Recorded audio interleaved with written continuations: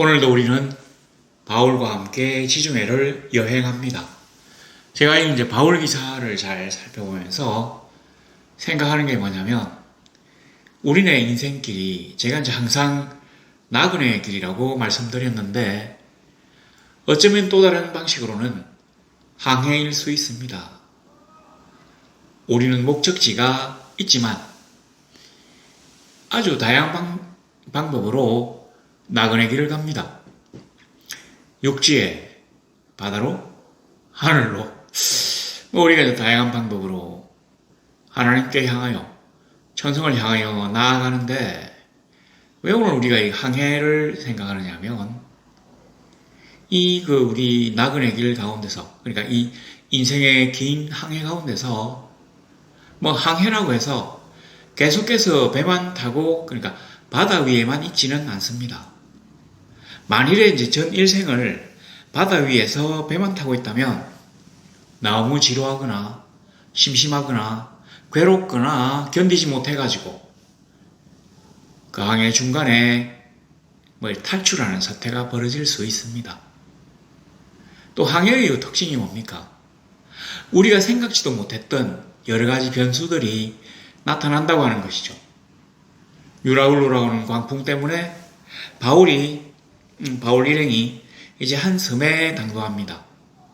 물론 한 섬에 당도한다는 예언을 하나님이 성령께서 바울에게 지시하셔가지고 바울이 이제 사람들에게 얘기한 건데, 여하튼 이 바울 일행이 그 섬의 당도에서 구조됐는데, 그 섬에 당도해 보니까 이 섬의 이름이 멜리데라고 합니다.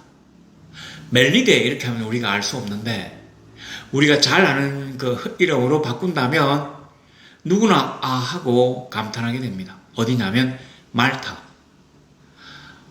이 말타를 모르시는 분들도 있겠지만, 이 말타가 어떤 곳이냐면 그 이탈리아의 반도, 그리고 밑에 시실리, 그 밑에 가면 말타라고 하는 섬, 강화도만한 어떤 섬이 있는데, 지금 이 섬의 인구는 50만이래요. 그래서 이제 말타 공화국이라고 하는데, 이 말타가 뭐로 유명하냐면, 옛날에 그 말타 기사단이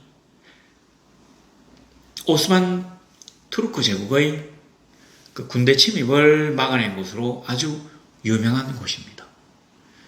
저는 가본 적이 없지만 이 말타의 동영상을 갖다가 보면은 너무 아름다워요. 근데 이 말타 섬의 수도가 발레타라고 하는데, 발레타라고 하는 이 이름은 말타 기사단의 아주 유명한 그 기사단장의 이름을 따서 지은 거랍니다. 중세시대의 아름다운 성과, 또 성과 위에 그 대포들이 쫙 놓여져 있는 모습. 제가 이제 이 말타 이야기를 쭉 했는데, 이 말타 기사단이 원래 이름은 성 요한 병원 기사단입니다. 이 기사단이 뭐 하는 곳이냐면, 그러니까 병원 기사단이니까 성지 예루살렘을 순례하는 사람들이 혹시라도 순례 도중에 병이 들면 그거 이제 고쳐주는, 고쳐졌는지는 모르겠지만 그 병원 역할을 하는 곳이 바로 이 기사단이에요. 근데 이 기사단이 있었음에도 불구하고 예루살렘을 그 살라딘에게 이제 빼앗기고 난 다음에 이 사람들이 철수해가지고 로도스라고 하는 그리스의 로도스 섬으로 옮깁니다. 그래서 로도스 기사단이라고 불렀어요. 이 로도스 기사단은 내가 이슬람 세력들의 서진을 막아낸 엄청난 위협을 이룹니다. 그러니까 10만 명의 터키군이 쳐들어왔는데 300명의 기사들이 이 로도스 성을 지켜냈다고 하는 엄청나게 굉장한 일을 해요. 그래도 이제 전략적으로 후퇴를 하고 난 다음에 이 기사단이 다시 옮긴 곳이 말타입니다. 말타. 그래서 이 기사단이 이때부터 말타 기사단이라고 불렸어요. 지금 이 말타 기사단은 로마로 옮겨가지고 건물이 한 3개인가 밖에 없는데, 이 사람들의 고문, 그러니까 그 이슬람 세력의 침입으로부터 서방 기독교 세력을 지켜냈다고 하는 이 고문을 인정해가지고 그 적은 기사단에게 국가로서의 자격을 부여하고 있습니다. 자, 이제 이 말타 기사단을 제가 이 정도 소개하고, 자, 이제 섬에 올라보니까 그 사람들이 이 섬을 멜리데라고 했답니다. 영어로는 말타라고 했어요. 그 이 말타라고 하는 섬이 이름의 뜻이 뭐냐? 피난처라고 하는 겁니다. 바로 여기서 우리가 뭘 할 수 있는 거 아니?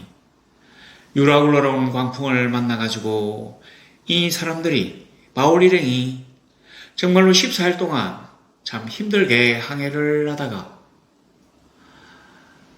어떤 섬에 당도했는데 이 섬의 이름이 피난처라는 것과 마찬가지로 우리가 이 세상에 던져져서 아니면 태어나서 천성길을 향하여 가는 인생의 항해를 지속하다가 이 항해 도중에 바람을 만나가지고 큰 곤욕을 치르기도 하고 때로는 평안하고 잔잔한 바다를 나아가기도 하지만 우리네 인생의 항해길에서 너무 힘들 때 하나님은 우리가 생각지도 못했던 피난처를 우리에게 준비해놓고 우리로 하여금 그곳에서 안식과 또 새로운 힘을 공급받기를 원하셨다고 하는 겁니다.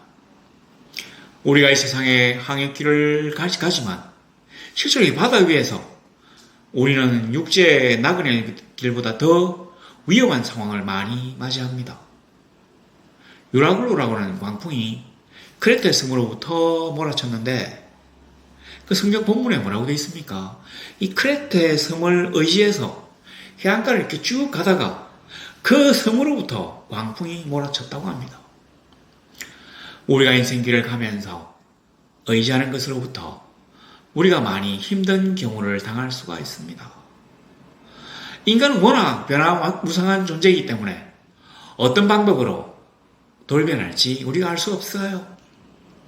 인생의 굴곡진 길들을 다닐 때 우리의 힘만으로는 이 거대한 태풍으로부터 벗어나기도 어렵습니다. 그리고 또 하나 중요한 게 뭐냐면 이 바울의 목표지가 로마 황제 앞이잖아요. 그는 뭐 때문에 갑니까?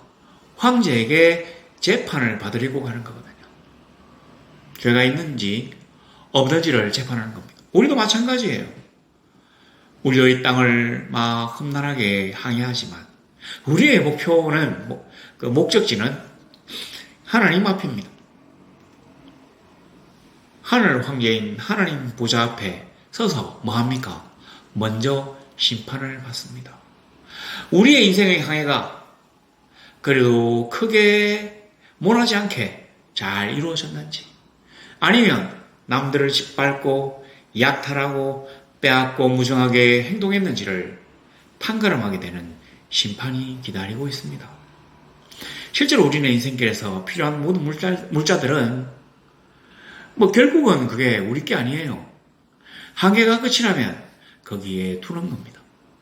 근데 우리는 이 항해 도중에 만난 피난처를 우리 인생의 종착지로 생각하는 경우가 많이 있습니다. 여기는 이제 말타가 피난처인데 그런 이 피난처라고 하는 뜻의 말타서 멜리데 섬에 당도해서 더 이상 이제 그 무지막지한 광풍을 다시 이렇게 두려우니까 거기에서 정착하려고 하는 경향이 많이 있습니다. 아니라면 그 전에 크레테 섬의 그 미항 이런 항구에서 떠나기를 두려워할 수도 있습니다. 어느 정도 내가 항해를 했는데 그동안에 겪은 어려움들이 나에게는 매우 크게 다가왔기 때문에 더 이상의 항해를 거부하고 여기에서 정주하려고 하는 경향이 있어요. 그러나 우리 인생은 중간에 만나는 피난처를 영원한 안식처로 삼을 수가 없습니다. 우리의 인생은 어쩔 수 없이 세월의 흐름에 따라 하나님의 보좌 앞으로 갈 수밖에 없습니다. 모든 사람들이 이 땅에 태어난 모든 사람들의 종착지는 하나님의 보좌 앞에 뭐 때문에? 심판 때문이죠. 자, 그런데 이 이제 멜리데가 피난처라고 하는 뜻이었는데 하나님이 우리에게 이제 피난처를 주셨는데 여기 2절에 보면 비가 오고 날이 참 이때는 이제 겨울입니다. 초겨울. 날이 참에 원주민들이 우리에게 특별한 동정을 하여 불을 피워 우리를 다 영접하더라. 여기 이제 원주민이라고 돼 있는데, 우리가 원주민 이렇게 하면, 하여튼 옷도 좀 약간 헐벗고, 말도 잘 못하고, 아주 조잡한 도구를 쓰는, 그런 사람이거나, 또는 아프리카의 흑인 같은 이런 사람들을 연상하기 쉬운데, 여기 원주민은 그렇지 않습니다. 이 원주민이라고 하는 말을 원문에서는 발바로이라고 했어요. 발바로이. 이 발바로이가 무슨 뜻이냐면 야만인이라고 하는 뜻입니다. 그런데 이 발바로이가 그리스 로마 사람이 생각할 때는 발바로이지만 실제로는 발바로이, 야만인이 아니에요. 그러니까 이제 이 바울이나 이 누가가 발바로이라고 기록한 이유는 헬라어, 그리스가 통하지 않는 사람들이었기 때문입니다. 이 사람들은 사실은 페니키아인들이에요. 페니키아가 고대는 그 지중해를 왔다 갔다 하면서 상업을 아주 발달시킨 그런 민족인데, 그러니까 시돈이나 두로 같은 이 국제항구가 발달해가지고 옛날에 그 유대 이스라엘의 어떤 이런 기록을 보면 그 항구를 통해가지고 외국과 교역하는 기록이 많이 나옵니다. 이스라엘 항구는 아마 엄청나게 지중해를 왔다 갔다 할 만한 큰 항구가 없었던가 봐요. 그래서 시돈이나 두로 같은 이런 항구를 주로 많이 이용했다고 하는데, 바로 그 페니키아 사람들이 가다가 보니까 이 섬을 발견해가지고 정착한 겁니다. 멜리데라고 지은 이름이 페니키아예요. 근데 이제 페니키아어니까 그리스 로마 사람들은 이 페니키아어를 못 알아먹으니까 발바로이라고 하지만 그 히브리 사람들은 이 페니키아어를 잘 압니다. 같이 아나안어거든요. 가나안. 그러니까 유대라든지 그 옆에 나라가 바로 페니키아, 지금 레바논이니까 언어가 비슷했던가 봅니다. 그러니까 바울이나 누가는 이 사람들이 하는 얘기를 다 알아들을 수 있어요. 여하튼 그렇게 되는데, 자 보세요. 우리가 세상에서 어떤 고등한 언어를 사용하지 못하고 아주 멋진 돌로 된 대리석으로 된 기둥들이 있는 멋진 집에 살지 못하고 쇠로 된 제대로 정련된 어떤 도구를 사용하지 못한다고 이들을 발바로이, 야만인이라고 우리가 무시하는데, 실제로 이 사람들은 비가 오고 날이 차기 때문에 이 조난당한 이 사람들을 특별히 동정했다고 합니다. 그러니까 특별히 동정했다고 하는 이 특별히라고 하는 말은 지나치게 친절한이라는 뜻이에요. 그러니까 사실은 여기 이제 조난해가지고 올라온 사람들이 276명인데 이 276명을 제대로 구조하는 게 쉽지 않아요. 그리고 그 당시에는 이거 유라굴로라고 하는 광풍이 몰아치고 태풍이 몰아치고 비가 쏟아지는데 이 사람들은 어떻게 했습니까? 그 400m 앞에 배에서 널판지 잡고 막 헤엄치고 올랐잖아요. 얼마나 춥겠습니까? 근데 사실은 이 섬의 주민들, 지역 주민들은 모른 척 해도 됩니다. 그러면 백사장에 앉아가지고 오돌오돌 떨고 있을 수 있어요. 아니면 숲속에 들어가지고 달달 떨고 있을 수 있습니다. 그런데도 이 원주민들이 이 사람들이 400m 바깥에 배에서 막 헤엄쳐 오는 걸 보고는 가서 이들이 추우니까 어떤 거철, 그러니까 비도 막을 수 있는 장막을 쳤다든지 이렇게 하고 모닥불을 피워가지고 이 사람들을 따뜻하게 만들었다고 하는 거죠. 이렇게 어떤 친절을 베풀기가 쉽지 않습니다. 우리들을 잘 한번 보세요. 우리가 사실은 성도로 가면서 우리가 이 세상 사람들에 비해서 지나치게 친절한 사람인가 한번 돌아보면 이 말타 섬의 원주민들이 얼마나 극진하게 사람들을 영접했는지를 알 수 있습니다. 자, 그리고 난 다음에 이제 문제는 뭐냐면 3절에 바울이 나무 한 묶음을 거두어 불에 넣으니 뜨거움으로 말미암아 독사가 나와 그 손을 물고 있는지라. 그러니까 이제 모닥불이니까 아무래도 나무를 태워야 될 거 아닙니까? 그래서 장작이라든지 이런 어떤 이 나무 같은 걸 이제 쌓아놨으면 바울이 이제 앉아가지고 그걸 갖다가 이렇게 이 한 묶음에 잡아가지고 불에 집어넣으면 이제 나무가 확 타면서 다시 불이 살아날 텐데, 이 나무단 이 안에 아마 독사가 있었던가 봐요. 그리고 이게 이제 불 속에 들어가니까 독사가 놀래가지고 그냥 이 바울의 손을 갖다가 물어버렸어요. 그리고 물고는 땅으로 떨어진 게 아니라 바울의 손을 갖다가 감고 있습니다. 아주 막. 그러니까 이게 감았는지, 이빨로 확 물고는 막 매달려 있는지 했던 그런 상황이에요. 그러니까 뭐라고 합니까? 4절에 원주민들이 이 짐승이 그 손에 매달려 있음을 보고 서로 말하되 진실로 이 사람은 살인한 자로다. 바다에서는 구조를 받았으나 공의가 그를 살지 못하게 함이로다 하더니 이 원주민들이 서로 말하는 소리를 바울과 누가가 알아들었기 때문에 여기에 적어 놓은 겁니다. 만일에 이 사람들이 그러니까 진짜로 야만인이라고 해서 언어가 서로 통하지 않았다면 무슨 말을 했는지를 알 수가 없었을 거예요. 근데 이 사람들이 뭐라고 하는 거 아니? 이 사람은 아마 살인자였을 것이다.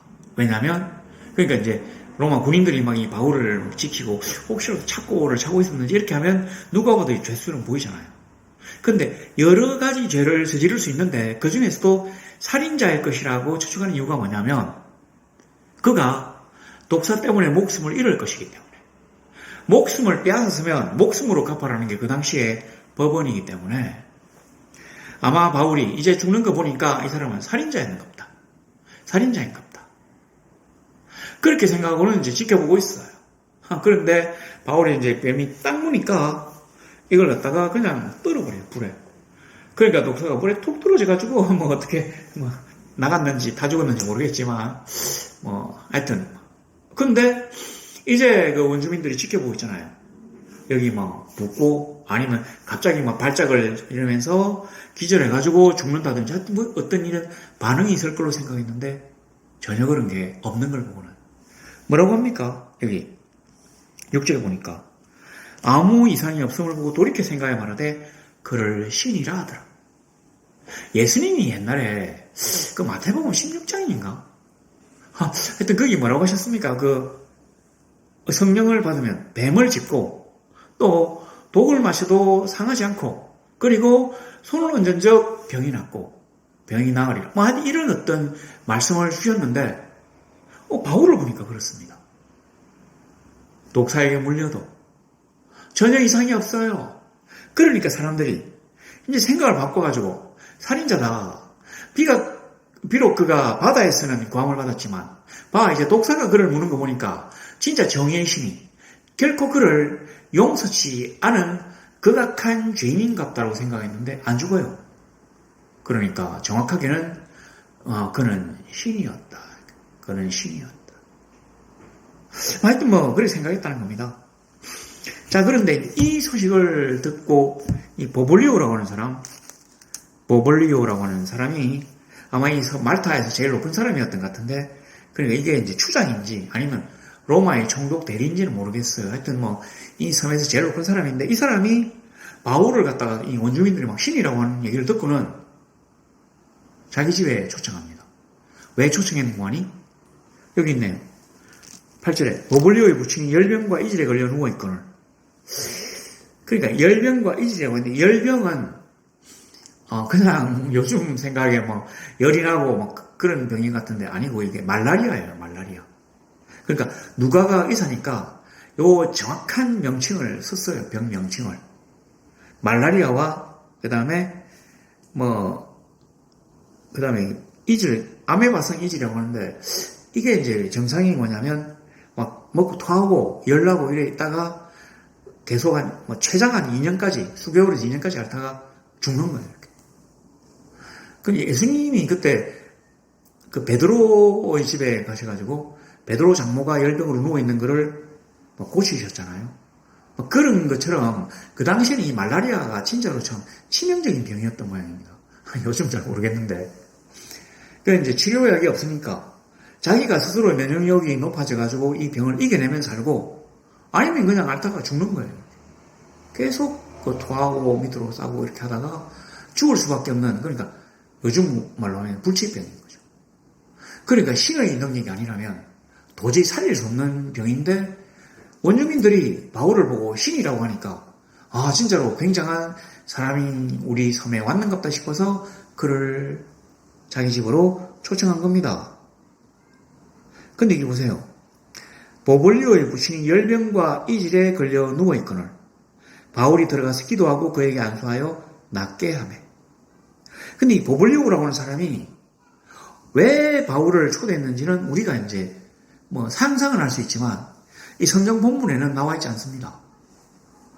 왜냐하면 이 보블리오라는 사람이 생각할 때도 도저히 어떤 치료할 방법이 없는 이 이질, 열병을 설마 저 사람이 낫게 할 수 있는가 생각했을 수도 있습니다. 여하튼 그런데 이제 옛날에는 이 보블리오라는 그러니까 어떤 사람의 집에 가면 그 집에 제일 이제 어른을 갖다가 이렇게 찾아보고 인사하는 게 아마 그 당시 풍습이잖아요. 요즘도 그렇겠죠, 당연히. 자, 그런데 가보니까 열병과 이질로 누워있으니까 바울이 안수하여 낫게 하네. 바울이 낫게 한 건 아닙니다. 바울의 손을 통하여 주께서 역사하신 것이겠죠. 그런데 우리가 여기 요거 그에게 안수하여 낫게 하매라는 말을 보면 너무 간단하게 열병과 이질을 치료한 것 같습니다. 단지 손을 얹음으로. 주께서 뭐라고 하셨습니까? 우리가 성령을 받으면 손을 얹은 저 병이 나으리라고 하셨잖아요. 바로 그러한 신뢰가 여기에 나와 있습니다. 세상 사람들은 불가능하다고 하는 것들이 많이 있어요. 우리가 생각해도 기도로 도저히 나을 수 없다고 생각하는 것들이 많이 있을 수 있습니다. 그러나 기도는 사실은 만능입니다. 그런데 이제 이런 게 있습니다. 옛날에 제가 서울에서 성경 공부를 하다가 한 20여 명 좀 앉혀둔 교인들에게 이제 하여튼 신약의 마태복음이었는지 하여튼 그런 성경 공부반이었는데 이제 기도의 능력에 대해서 얘기를 쭉 하는데 그 강좌가 끝이 나고 난 다음에 그 교인이 저를 찾아왔어요. 목사님, 그러면 목사님은 그 자녀들이 아플 때는 감기 걸리면 병원에 안 보내고 기도하겠네요. 이렇게 탁 물어보더라고요. 그래서 제가 그분 보고 뭐라고 했는가 아니 돈 3,000원만 주면 병원에 가서 치료받아가지고 바로 나을 수 있는데, 바로 낫진 않겠지만 쉽게 나을 수 있는데 그걸 왜 기도를 하냐고. 기도해가지고 병을 낫게 하려고 하면 얼마나 힘든 줄 아냐고. 가성비가 너무 안 좋습니다. 제가 막 그렇게 얘기를 했던 것 같습니다. 그러니까 그분이 뭔가 좀 약간 불만스러운 듯한, 뭐 때문에 이제 그런 표정을 지었는지 모르겠지만 돌아갔어요. 실제로 기도는 당연히 감기도 나을 수 있고 또 중풍도 나을 수 있고 또 치매도 나을 수 있겠죠. 단지 우리의 믿음이 그 정도에 이르지 못했을 뿐. 하나님이 하시면 못하실 것이 없다는 것을 우리가 믿습니다. 그러나 우리가 그 성령의 충만함이 우리가 가지고 있는 믿음이 부족하기 때문에 뭔가 되지 않는 일도 많이 있습니다. 그러나 우리 인간들이 할 수 있는 일은 하세요. 하나님만이 하실 수 있는 일을 위해서 기도하세요. 여기 보니까 여기 딱 보면 바울이 들어가서 안수하여 낫게 하며 이름으로 섬 가운데 다른 병든 사람들이 와서 고침을 받고 후한 예로 우리를 대접하고 떠날 때 우리 설 것을 배에 실었더라. 여기 우리라고 했잖아요. 우리. 근데 이 부분이 뭐를 얘기하는 거 아니? 바울이 기도해서 이제 병을 낫게 하고, 그러니까 도저히 이제 의술로는 낫게 할 수 없는 거는 바울이 기도해서 낫게 하고, 그리고 그냥 쉽게 낫게 할 수 있는, 그러니까 어떤 의사나 간호사들이 뭔가 약간만 처치를 해도 쉽게 나을 수 있는, 이 사람들이 워낙 이제 열악한 환경 속에 살고 있으니까 그런 사람들은 누가가 의료 봉사를 했단 말입니다. 그러니까 후한 예로 우리를 대접하고, 누가가 그 병을 고치는 일에 동참했기 때문에 누가를 대접한 것입니다. 그래서 우리를 대접하고 써놨잖아요. 그렇기 때문에 우리가 막 그냥 감기까지 막 병원에 안 보내고 기도할 필요는 없습니다.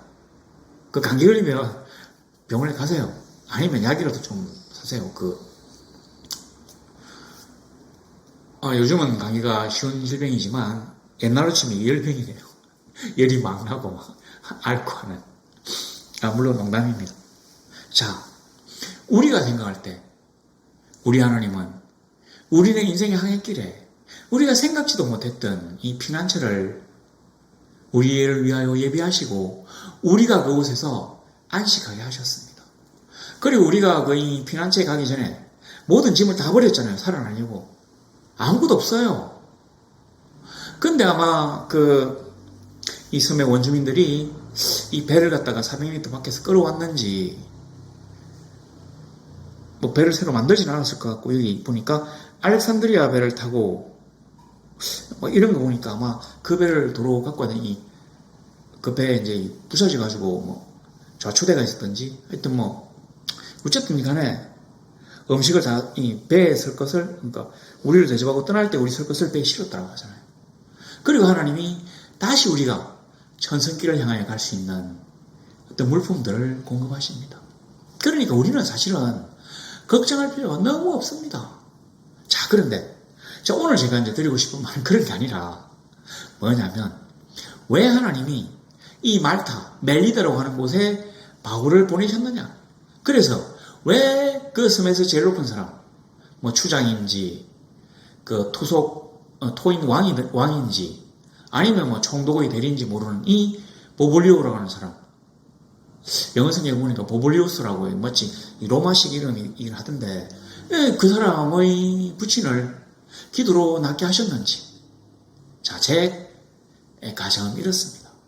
제가 처음에 이제 말타 기사단에 대한 얘기를 드렸지만, 실제로 이 로도스 기사단이 터키의 10만 대군이 쳐들어왔을 때 기사는 300명이었어요.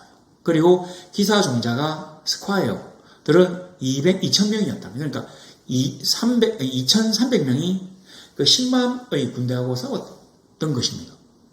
근데 너무 잘 싸웠기 때문에 도저히 섬을 정복할 수 없었던 이 터키의 황제가 사절을 보내가지고 기사단이 섬을 비워주면 명예로운 철퇴를 허락하겠다. 이 명예로운 철퇴가 뭐냐면, 단 한 명도 포로로 잡지 않고 어떤 배상금도 물지 않고, 그리고 섬에 있는 모든 사람과 재산과 무기까지 다 가지고 철수할 수 있도록 해주는 게 이제 명예로운 철퇴래요.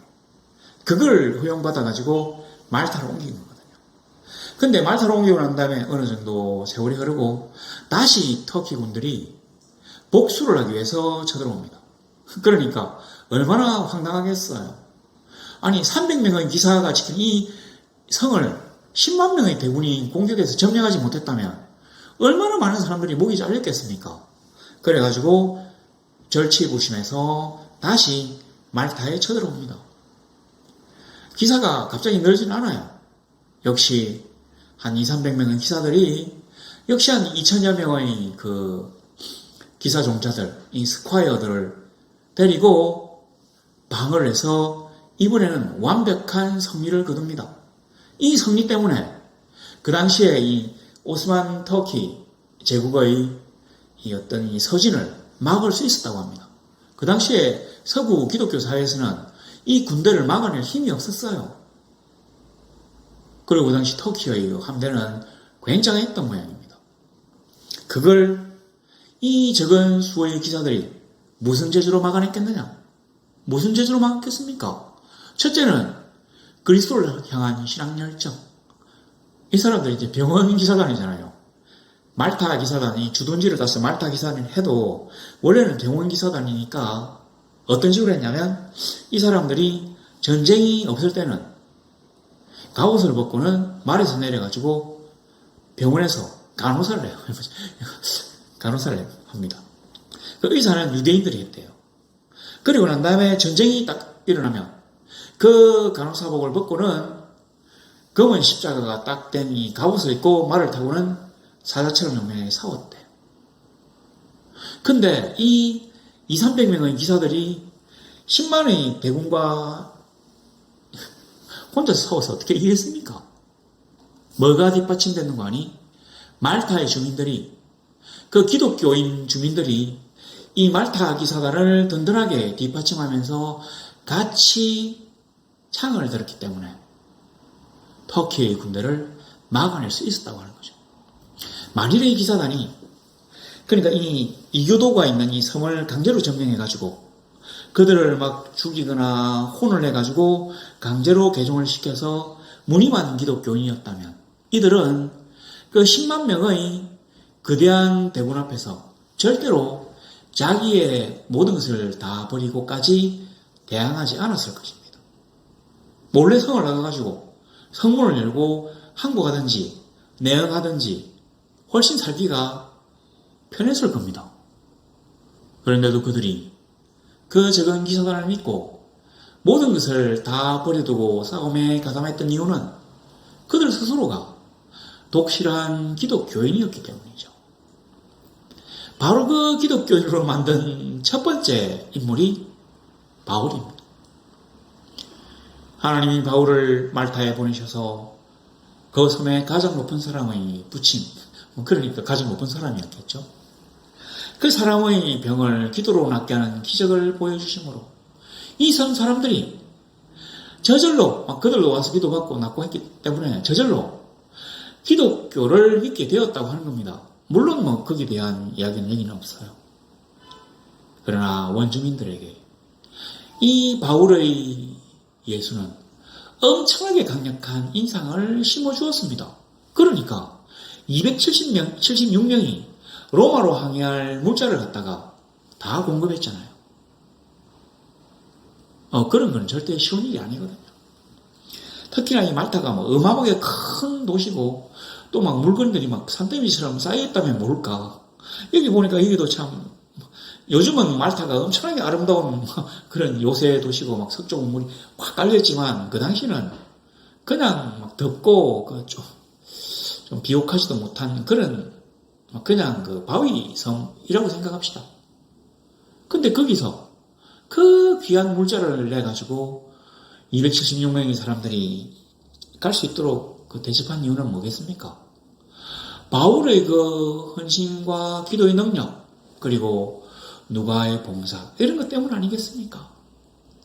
그러니까 하나님은 먼 날 이 섬을 통하여 하나님의 나라를 보존하기 위하여 바울을 광풍을 몰아치게 하셔가지고 이때 이제 정해진 항로가 아니라, 그러니까 크레테에서 바로 시실리로 가서 로마로 가는 그런 정해진 항로가 아니라 그를 갖다 흔들어가지고 그때까지는 전혀 그리스 로마 사람들이 제대로 알지 못했던, 물론 이 로마의 식민지는 맞아요. 퇴역한 로마 군인들이 여기 좀 살고 있다고 하던데 전혀 바울이 생각지도 못했던 그 말타로 보내셔가지고 복음의 씨앗을 뿌리도록 하셨다는 얘기입니다. 우리 하나님의 역사와 우리의 인생길이 이렇게 다이나믹하게 서로 어울리면서 우리는 점점 하나님의 앞을 향하여 나아갑니다. 우리는 생각지도 못했던 어려움을 겪는가 하면 또 전혀 기대하지 않았던 도움을 받습니다. 왜냐하면 하나님이 우리의 인생 항로를 위하여 군데군데 피난처와 의지되는 것들을, 우리를 도울 사람들을 준비하셨거든요. 그러므로 우리는 두려워하거나 걱정할 필요가 없습니다. 우리가 생각하지 못했던 곳에 간다 하더라도 이 일로 통하여 하나님이 이루시고자 하는 놀라운 일이 있음을 우리가 믿고, 지금도 아버지 하나님이 나와 함께 하심을 믿고, 나를 위하여 인생의 피난처가 준비되었음을 믿고, 나를 위하여 놀라운 사명과 목적지가 있음을 믿고 힘차게 나아가는 아름다운 성도들이 되시기를 우리 주 예수님 이름으로 소망합니다.